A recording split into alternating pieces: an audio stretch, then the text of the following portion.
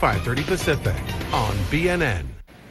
Let's look at an email from Doreen on Visa. Where do you see this stock in 6 to 9 months, and is it a buy at this price? We had UBS cutting Visa and MasterCard yesterday on for various reasons, but the slowing global consumer market, that kind of thing. Right.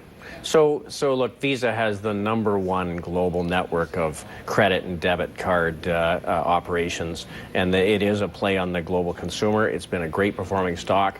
I think part of the strength in the stock has been the fact it's one of the few bright spots in the financial sector, and many portfolio managers need to have exposure in that group. So it's not a bank. It's not an asset manager. It's not a capital markets business. So that's been a go-to.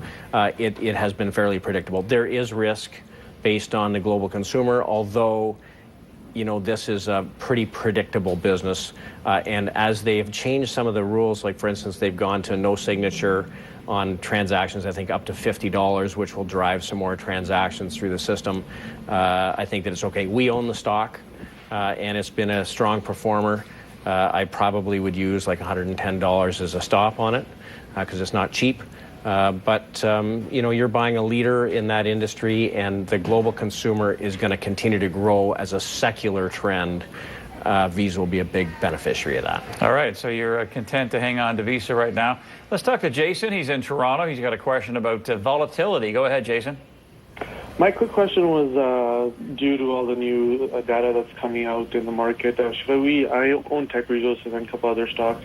I was just wondering, should we sell our assets and possibly buy a VIX, like a VXX that's traded? I had a nice little 2.5% pop today. Look forward to listening to your question. Thank you. Well, here's the problem with trying to trade the VIX. If you're going to use the ETF VXX, it's structured poorly for the kind of market that we're in.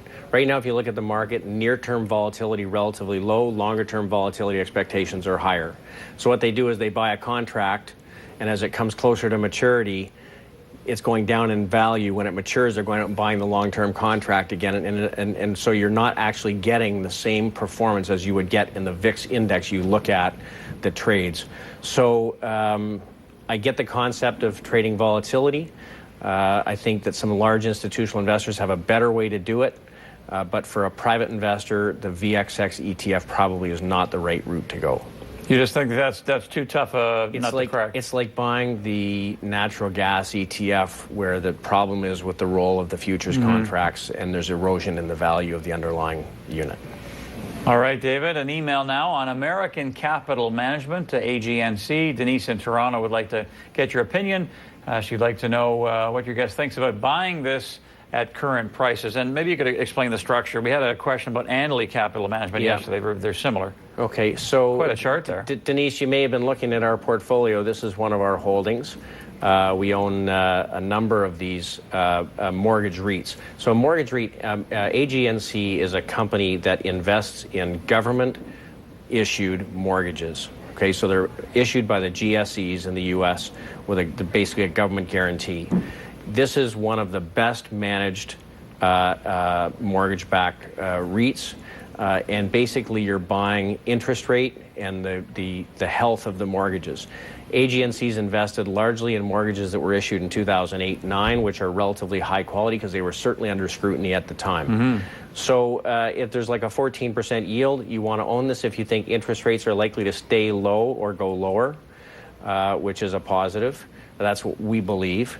And then there is an outside chance that if there is QE3, it could be more focused on purchase of mortgage securities than long-term government bonds, and that would be a net positive for these. The risk is that interest rates turn around and start going higher. That would be a negative for more. If you own a mortgage and rates start going higher, that's a negative. And in these, the manager is using some leverage in their investments, so there is some risk there. But I think that they are relatively well suited for this environment. We own, I think, 4 of them. It seems like Annaly doesn't have a lot of capital appreciation. This one does, though. Why has it been surging like this? They've done a wonderful job in their investment portfolio. Really, you're buying an asset manager, somebody who's had an ability to identify the right pockets within the market, and they've done a great job.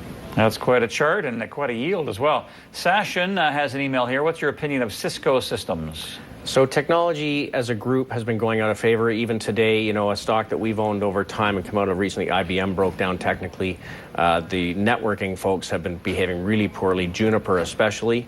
There is tremendous margin pressure going on in this group.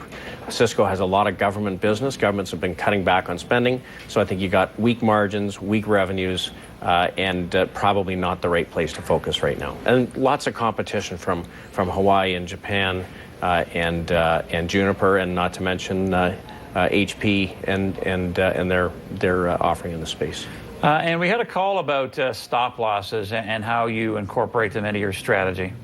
Yeah, so we before we enter any position, we identify our exit price, because let's assume we're gonna make mistakes, and we can make little mistakes. Our clients get upset when we make big ones. So we use point and figure price charts that help us identify inflection points where something's changing. And, you know, they aren't simple, and you know, I've spent many years using them, but they've been very effective for us. You can use a moving average, you can use a percentage, and I would always suggest ratcheting stop losses up as positions work out as you hope or expect. But, you know, the concept here is that in a portfolio, you're going to have 20 stocks, 7 or 8 that work out way better than you think, 4 or 5 that are pretty good, and a bunch that don't work. You have to know when you're going to exit and take emotion out of the equation. All right, to David, very good. David talking about his discipline there with stop losses. Let's take a short break. We'll come back and we'll get the top picks tonight of David Burrows.